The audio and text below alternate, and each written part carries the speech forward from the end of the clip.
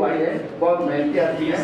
और हम लोग अभी ये ट्रस्ट के मार्फत में बच्चों स्कूल के जो जरूरतमंद बच्चे, गरीब बच्चे हैं, उनको उनके स्कूल की जो भी सहायता लगती है वो करते हैं। हॉस्पिटलिटी जो गरीब पेशेंट है जिसको कोई मदद नहीं कर रहा है, उसकी मदद एनजीओ करेगा। और बहुत सारे जैसा फूड है, जो भी चीज़ें लगती है वो एनजीओ करने की कोशिश करता है। और हमको आशा है कि यहाँ पे मेहमानों में और हमारी ताई और सचिन भाई और जितने भी रसूखदार लोग हैं, उनको एनजीओ को उनसे बहुत उम्मीद है कि वो बहुत सपोर्ट करे, उनका साथ रहे, उनका मार्गदर्शन रहे, खास करके ताई का। तो एनजीओ ज़्यादा ताकतवर होगा, ज़्यादा काम करने की कोशिश करेगा। इतना कहकर मैं धन्यवाद बोलता हूँ सबका एक बार। जय हिंद, जय महाराष्ट्र। हमारा पूरा हो जाएगा। मैं सबसे पहले तो भीमराव चैरिटेबल ट्रस्ट का बहुत धन्यवाद व्यक्त करती हूँ। पहले तो उनके लिए जोरदार तालियां। उन्होंने इस कार्यक्रम का आयोजन किया है और मैं डॉक्टर साहब, सोनू का, अब्रार भाई का, हमारे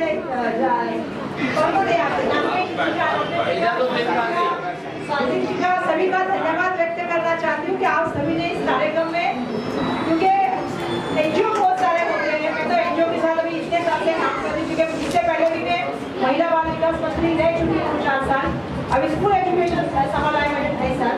मैंने देखा है बहुत सारे एनजीओ रहते हैं, लेकिन सच में पब्लिक में लेके जाके कार्यक्रम करने वाले बहुत कम एनजीओ मैंने देखे हैं। तो मैं इसके लिए आपका बहुत बहुत बधाई देना चाहती हूँ। नाम है आपका, भीमराव जी का नाम है, बाबा साहब का नाम रखा है, बाबा साहब का। तो आपको मालूम है कि किस तरह से आपको काम करना है। यहाँ पे हमारे सम्मान्य समीर भाई, अब्बास भाई, सबसे पहले जिया भाई का नाम लेना चाहिए। जिया भाई, मेरा नाम पीछे क्यों रह गया? जिया भाई, गोपाल भाई, सीनियरिटी के हिसाब से नाम लेना चाहिए। खलील भाई, अभी उम्र के हिसाब से सीनियरिटी नहीं होती, काम के हिसाब से सीनियरिटी होती। जिया भाई, यहाँ पे हमारा सोनू का नाम तो मैंने ले लिया है। शकील भाई जो मेरे साथ कल ही वापस आए हैं, हमारे यूसुफ भाई, करम भाई का स्वागत करती हूँ।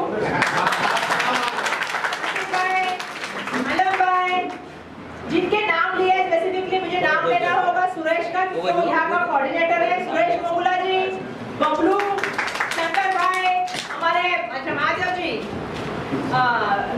पोल, राजेश का, बादशाह, ये सब टीम कल आई है। तो मैं सबका बहुत धन्यवाद व्यक्त करती हूँ कि वो मुझे यहाँ पे नहीं मदद कर रहे, वो मुझे गुलबर्गा में मदद करने के लिए आ रहे हैं। तो मैं उनका बहुत आज ये कार्यक्रम आपने जैसा बताया कि आपका एक उद्देश्य है और मुझे बुलाने का भी उद्देश्य है। हाँ, तो मैं आपके उद्देश्य के साथ खड़ी होगी, ये मेरा आपसे वादा है। और ये बोलने के लिए बात नहीं बोल रही हूँ जबान से, ये दिल से बोल रही हूँ, क्योंकि आज तक आपने जो कार्यक्रम रखा है कि आंगनबाड़ी के जो बच्चे हैं उनको बैग देने का और साथ में पार्टी, मतलब शिक्षा के लिए। शकील भाई ने, खलील भाई ने सही कहा कि जीवन में अगर सबसे बड़ी कोई चीज है तो तालीम है, शिक्षा है। अगर बाबा साहब ने हमें शिक्षा के दरवाजे खोले नहीं होते तो हम लोग यहाँ पे आके माइक पे भी नहीं बात कर रहे होते, क्योंकि गाँव के अंदर नहीं होते। लेकिन हमें शिक्षा का दरवाजा दिया, संविधान का दरवाजा खोला और संविधान का दरवाजा खोला और संविधान के माध्यम से समता, बंधुत्व, न्याय, स्वातंत्र दिया और सबको लोकशाही में बोलने का अधिकार दिया। अगर ये किसी ने काम किया तो बाबा साहब के संविधान ने किया। तो मैं यहाँ से बहुत आप सबको एक चीज बताना चाहती हूँ कि हमारा भविष्य और हमारे राष्ट्र की संपत्ति अगर कुछ है तो इस देश के बच्चे हैं, हमारे धारावी के बच्चे हैं, जो जिनको कल हमें एक अच्छा माहौल देना है, तालीम के प्रति माहौल देना है। अगर हमारे पिताजी हमें नहीं पढ़ाते तो शायद आज हम यहाँ पे नहीं पहुँच पाते। हमारे माता पिता ने बहुत सारे कष्ट झेले, लेकिन हमें कहा, मेरे माता पिता उसे कहना है कि माता बहुत यहाँ पे आई कि आपको आपके बच्चों को पढ़ाना है, लड़की हो या लड़का हो, दोनों को पढ़ाना है और अच्छी शिक्षा देनी है। भले उसके लिए आपको थोड़ा कष्ट इस बार ज्यादा करना पड़े, क्योंकि बच्चे छोटे, तो बच्चों से मैं ज्यादा बात नहीं कर सकती, क्योंकि वो अभी इसके माहौल में नहीं है कि वो समझ सके, क्योंकि 5वीं छठी के बच्चे हैं, थोड़ा वो बड़े होते हैं। लेकिन मुझे ऐसा लगता है कि आप माता पिताओं को बच्चों के ऊपर ध्यान देना चाहिए, बच्चों को अच्छा वातावरण देना चाहिए, शिक्षा के प्रति उनका अवेयरनेस बढ़ाना चाहिए, उनको एक उदाहरण देना चाहिए कि किस तरह से, चाहे वो बाबा साहब रहे, चाहे वो ज्योतिबा फुले रहे, चाहे वो जैसा मैंने कहा कि एपीजे अब्दुल कलाम जी रहे, उनके पास भी परिस्थितियां नहीं थी, लेकिन उन्होंने अपने जिंदगी का उद्देश्य चुना, वो पढ़ाई करते रहे और देश में कैसी मिसाल पैदा की कि जिनका आप सबको बहुत गर्व है कि एक देश का संविधान बनाए और एक देश का महामहिम राष्ट्रपति बने। तो ये उदाहरण बच्चों के सामने बचपन से देना होगा और हमारे बच्चों को एक एहसास देना होगा, क्योंकि मैं देख रही हूँ आज बड़े पैमाने पे माहौल अलग भी चल रहा है कि बच्चे कहीं ना कहीं दोस्ती में बह जाते हैं, दोस्ती में बह जाके कहीं और जगह पे चले जाते हैं और फिर उनका आहिस्ता आहिस्ता हम उनको कितना भी सोचे कि नहीं उनको भी हमको लेके आना है, तो हमारे बच्चे कहीं ना कहीं अलग दिशा में चले जाते हैं। तो माता पिता का कर्तव्य है कि जब बच्चा छोटा रहे तब से उसके ऊपर ध्यान दे, उसके ऊपर बात करे, उससे विश्वास का निर्माण करे कि बच्चा चाहे वो लड़की हो आपके पास आए, आपके पास दिल की बात कहे, कोई उसको लगता है कि कोई चीज गलत हो रही है तो वो भी बात आपसे करे और उसको आप सीरियसली ले, ये मेरा आप सभी से कहना है। क्योंकि बहुत सी बार मैंने देखा है कि माता पिता और बच्चों में जो कम्युनिकेशन गैप बन जाता है उसकी वजह से भी बहुत सी बार बच्चे माता पिता से खुलने से ज्यादा अपने दोस्तों के पास खुलने का प्रयत्न करते हैं। तो आज का कार्यक्रम का उद्देश्य भले ही बैड है, पार्टी है, शिक्षा के माध्यम से है, लेकिन मैं चाहती हूँ कि हमारे बच्चे, जब मैं अभी पहली बार जब छुट के आई थी, हम पहले जब कार्यक्रम लेते थे तो 500-600 बच्चे 10वीं में पास हुआ करते थे। अब हम देख रहे हैं 1200 बच्चे पास हो रहे हैं, 1400 बच्चे पास हो रहे हैं और हमारे यहाँ पे 90% से अबव भी मुझे लगता है 200 से 300 बच्चे आते हैं और जो फर्स्ट आते हैं वो 95, 96, 97% लेके आते हैं। तो ऐसा नहीं है कि हमारे बच्चे कहीं कम है। बहुत सारे बच्चे आज हमारे बहुत सारे इंटरनेशनल बैंक में काम करते हैं, बहुत सारे बच्चे हमारे भी IAS के लिए ट्राई कर रहे हैं, बहुत सारे बच्चे हमारे अलग अलग क्षेत्रों में काम करने जा रहे हैं। लेकिन सबसे बड़ी बात है NGO जो होती है, आप यहाँ पे बैठते हैं, लोगों को समझाते हैं, सिर्फ आप इसी कार्यक्रम तक मत रुकिए, आप इस कार्यक्रम को थोड़ा आगे बढ़ाइए। जो बच्चे आपसे आके मिलते हैं जिनको सपोर्ट की जरूरत है, सिर्फ मैं एजुकेशन की बात नहीं करूंगी, थोड़ा इमोशनल सपोर्ट लगता है, थोड़ा मेंटली सपोर्ट लगता है, थोड़ा उनको फाइनेंशियली भी सपोर्ट लगता है। तो ऐसे बच्चों को आप बिल्कुल करिए, हमें जहाँ हमारी मदद की जरूरत है वहाँ पे हमें आप बता दीजिए। घर बनाने से एक घर बनेगा तो एक आदमी घर में रहेगा, लेकिन घर का एक बच्चा आगे बढ़ेगा तो वो घर को भी आगे लेके जाएगा, बाकी लोगों को अपने बच्चे को आगे लेके जाएगा।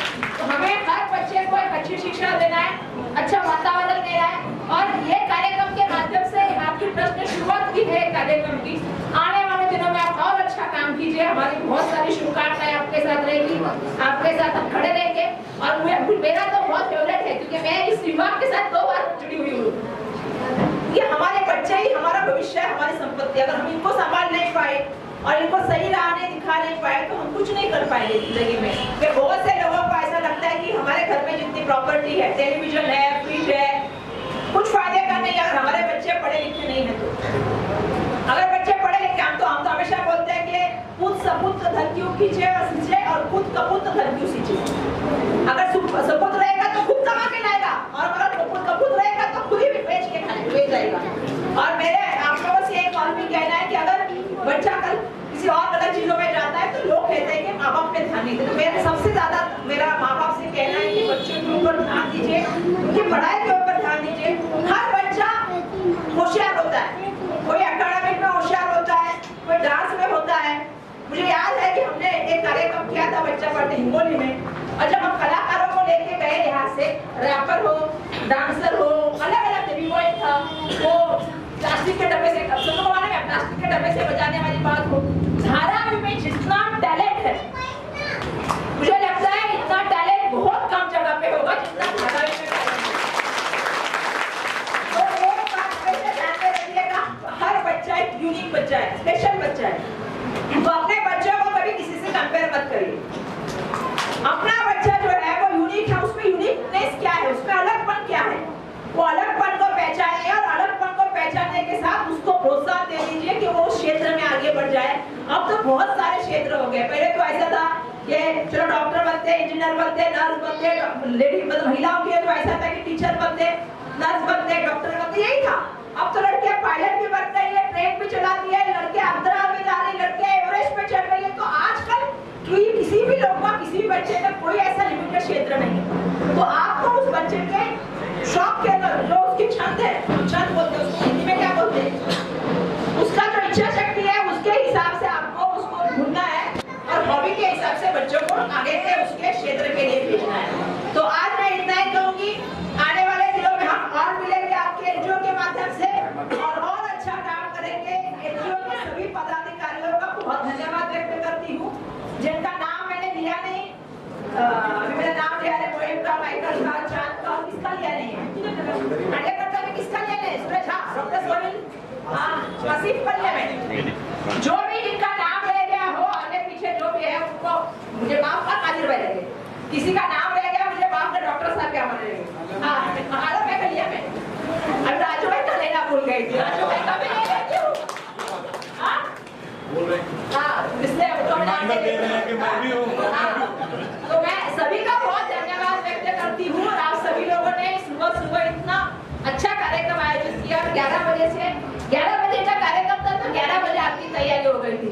मैंने राजू भाई को उतर के बोला, इन्होंने ढोल क्यों रखा है? तो बोले कि हमारे आपका, तो मैंने सोनू का भी पूछा, तो बोले आपका स्वागत करने के लिए रखा है और मेरा बर्थडे के लिए। लेकिन मैंने इस बार बर्थडे भी नहीं लिया, लेकिन पहली बार आपने मेरा बर्थडे सेलिब्रेट किया ये साल में। धन्यवाद आपका, बहुत धन्यवाद। अच्छा काम कीजिए, अच्छा मेहनत से काम कीजिए। एनजीओ बढ़ाते बहुत लोग हैं, अभी हमारे पास बहुत एनजीओ धारावी में, आपको भी पता है, सोनू को भी पता है, लेकिन दुनिया में से अलग पहचान बनाने की कोशिश कीजिएगा, यही मैं आपको